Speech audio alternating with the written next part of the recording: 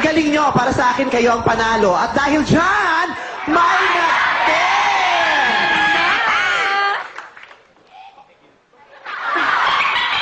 kaabang kayo, ha? Okay. Walang duda, napakahusay ng mga contestants nyo at wala ring duda, number 1 ang mga kapamilya.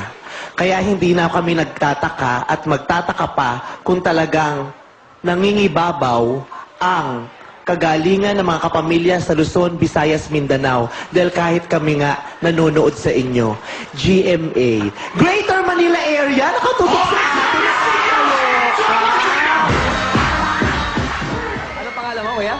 Eric po. Tagasan, Eric, tagasan ka, Eric? GMA Cavite po. GMA Cavite. Nakakaloka. Tignan mo, oh, sa sobrang ganda talaga ng showtime, kahit taga GMA, sumasayaw. Nakakaloka. Lagi kayo sumasali sa mga contest sa GMA Cavite. Opo. Tignan mo. Nung sumasayaw ko sa mga contest sa GMA Cavite, para lang kayo mga pangkaraniwang dancers doon. Pero nung lumipat kayo mga taga GMA Cavite, dito sa Kapamilya, sikat na sikat kayo.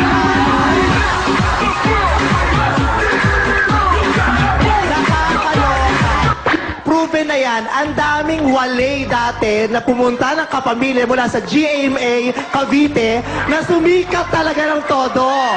Nakakaloka. Dahil dyan, Vice, nasisingit ko lang, baka mawala pa ako. Birthday ngayon ni Tony Gonzaga! Hi, Happy Tony! birthday! Love you! Nakakaloka. Happy birthday, Tony! Kaya yan, tinatawagan namin lahat ng mga taga GMA Cavite na magpasikat na kayo rito. Let me see your hands up! Happy birthday, Angel! O, may sabihin ka?